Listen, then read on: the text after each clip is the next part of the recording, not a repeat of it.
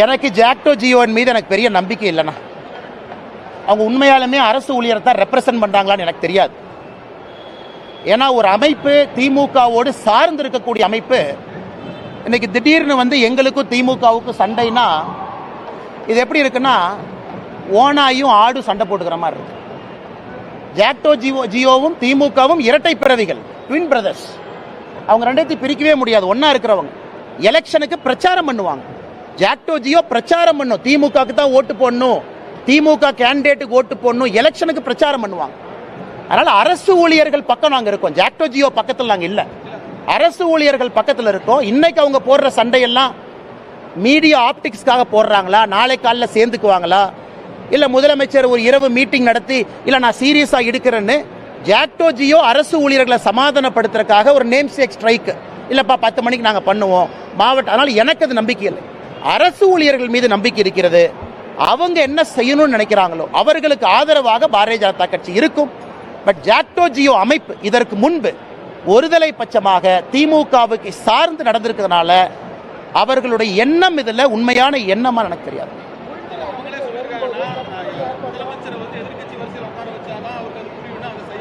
முதலமைச்சர் மீது வரக்கூடிய கோவத்தை டிஃப்ளெக்ட் பண்றதா கூட இருக்கும்ல. ஆனா ஜாக்டோ ஜியோ நான் கூர்ந்து கவனிப்பேன். அவங்க ஸ்டாண்ட் கன்சிஸ்டன்டா இருக்கணும். எலெக்ஷன் அப்ப தமிழ்நாட்டில் கவர்மெண்ட் எம்ப்ளாயினுடைய ஆர்கனைசேஷன் பிரச்சாரத்துக்கு வந்து பார்த்துருக்கீங்களா? ஜாக்டோ ஜியோ பிரச்சாரம் பண்ணுவாங்க, பேப்பர் ஆடு கொடுப்பாங்க. அப்படி இருக்கும் பொழுது பாரதிய ஜனதா கட்சியிலிருந்து எப்படி நான் ஜாக்டோ ஜியோன்னு ஆதரவா சொல்ல முடியும்னா? காரணம் திமுக கேண்டிடேட்டுக்கு ஓட்டு கேட்டவன். ஆனால் இன்னைக்கு இது ஒரு கபட நாடகமா இருக்கலாம், எனக்கு தெரியாது. ஆனா அரசு ஊழியர்கள் பக்கம் நாங்க இருக்கோம்.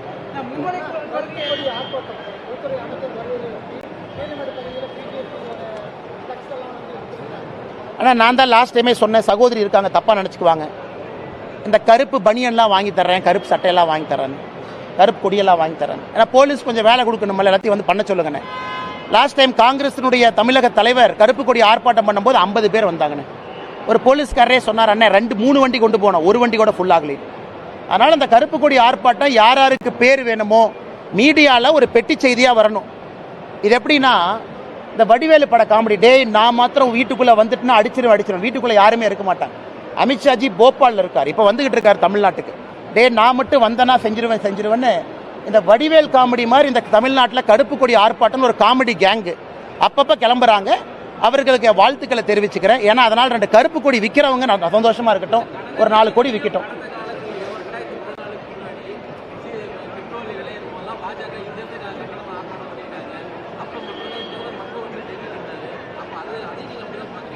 நான் வந்து என் கட்சி சார்பா சொல்றேன், இந்த கருப்பு கொடி ஆர்ப்பாட்டத்தை நாடகமா பார்க்கிற வெளிப்படையா சொல்றேன். கருப்பு கொடி ஆர்ப்பாட்டம் பண்ணணும் நியாயமான காரணத்திற்கு. சம்பந்தமே இல்லாத ஹிந்தி யாரு திணிக்கிறாங்க? இது கருப்பு கொடி ஆர்ப்பாட்டம். ஹிந்தி திணிக்கிறேன்னு சொன்னா, ஹிந்தி திணிக்கிறேன்னு காங்கிரஸ் சொன்னாங்க, கருப்பு நான் பாராட்டுறேன். எதுவுமே நடக்காதப்ப இது கருப்பு கொடி, டங்ஸ்டன் கருப்பு கொடி கருப்பு கொடி எடுங்க நாங்க பண்றோம். பிரச்சனையே இல்லாதப்ப கருப்பு கொடி ஆர்ப்பாட்டம் பண்றாங்கன்னா கொடி விற்கிறவங்க நல்லா இருக்கட்டும் நான் வாழ்த்துறேன். வேற என்னங்கண்ணா? ஏன்னா பிரைவேட் ஸ்கூல் நடத்தணும்ல தலைவா அண்ணா. ஏன்னா முதலமைச்சர் 3 மொழிக்கு எதிரினா மக்களுக்கு பயம் வந்துடும். ஐயோ அடுத்த வருஷம் சிபிஎஸ்இ கேன்சல் பண்ணிடுவாங்களோ, ஒருவேளை தமிழ்நாடு பிரைவேட் மெட்ரிகுலேஷன் ஸ்கூல்ல ஹிந்தி மொழியை தூக்கிடுவாங்களோ, இல்லை சமஸ்கிருதம் தூக்கிடுவாங்களோ, தெலுங்கு தூக்கிடுவாங்களோ இல்லையா? அதனால முதலமைச்சர் என்ன, திமுக நடத்தக்கூடிய ஸ்கூல் நல்லா நடக்கணும். அதுக்கு வடிவேல் சொல்ற மாதிரி தென்னை மரத்தில் ஒரு குத்து, பனை மரத்தில் ஒரு குத்து. நான் மும்மொழிக்கு எதிரி இல்லைன்னா பிரைவேட் ஸ்கூலுக்கு மக்கள் போவாங்க. நான் இந்த பக்கம் இந்திய திணிக்கிறாங்கன்னு சொன்னா அரசு பள்ளி மாணவர்களை அவங்கள திசை திருப்பணும். அதனால முதலமைச்சருடைய இன்னைக்கு இந்த அறிக்கையை பார்க்கும் பொழுது பனைமரத்தில் ஒரு குத்து, தென்னை மரத்தில் ஒரு குத்து மாதிரி தான் நான் பார்க்கிறோன்னு தவிர அது வெளிப்படை தன்மையான அறிக்கையை நான் பார்க்கிறேன். அண்ணா என்னுடைய குழந்தைகள் இன்னைக்கு, என்னுடைய பையன் பொண்ணு 2 பேர் எனக்கு இருக்கிறாங்க. 8 வயசுல பையன் இருக்கிறாங்க, 4.5 வயசுல பொண்ணு இருக்காங்க. எனக்கு என்னுடைய குழந்தைகள் ஒரு திராவிட மொழியை 3வது மொழியா கத்துக்கணும். Preferably Malayalam or preferably Kannada or Telugu. ஏன்னா பக்கத்து மாநிலத்தில் இருக்கக்கூடிய லிட்ரேச்சரை என் குழந்தைங்க கத்துக்கணும்னு நினைக்கிறேன். கர்நாடகாவில் SL பைரப்பா, அதே மாதிரி மலையாளத்தில் அற்புதமான எழுத்தாளர்கள் இருக்காங்க, அதை கத்துக்கணும்னு நினைக்கிறேன். 4வது மொழியாக ஒரு வடநாட்டில் இருக்கக்கூடிய ஒரு மொழி, அது சமஸ்கிருதமோ ஹிந்தியோ. 3வது மொழி சவுத் இந்தியன் லாங்குவேஜ் என்னுடைய குழந்தை கத்துக்கங்க. ஆனால் என்னுடைய பையனு இன்னைக்கு 3 மொழியில் இருக்கிறார். ஸ்கூலில் ஆப்ஷன் கொடுக்குறாங்க, அவங்க ஸ்கூலில் ஆப்ஷன் கொடுத்துருக்குறாங்க. வீட்டில் என்னுடைய மனைவி உட்பட எல்லாத்தையும் நான் சொல்கிறது, நான் கன்னடா மொழியை 26 வயசில் கற்றுக்கிட்டேன். எனக்கு இன்னைக்கு கன்னடா லிட்ரேச்சர் ஓரளவுக்கு தெரியும். அங்கே என்ன பேசுகிறாங்க, சாகித்ய அகாடமியில் யார் ஜெயிச்சிருக்கிறாங்க, கவிஞர் குயம்பு யார் தெரியும் எனக்கு. அதே போல் நானும் கொஞ்சம் கொஞ்சமாக இப்போ தெலுங்கு கற்றுக்கிறதுக்கு முயற்சி பண்ணிக்கிட்டு இருக்கேன். ஏன்னா பிரச்சாரத்துக்கு போகிறோம், என்னால் இங்கே பேச முடியல. ஏன்னா ஹிந்தியும் சரியாக வராதனால இந்த தடவை தெலுங்கானா பிரச்சாரம் பெரிய தடுமாற்றம். எனக்கு நான் கோல் வச்சிருக்கேன், அடுத்த முறை தெலுங்கானா ஆந்திரா போகும் பொழுது சரளமாக நான் தெலுங்கில் பேசணும்.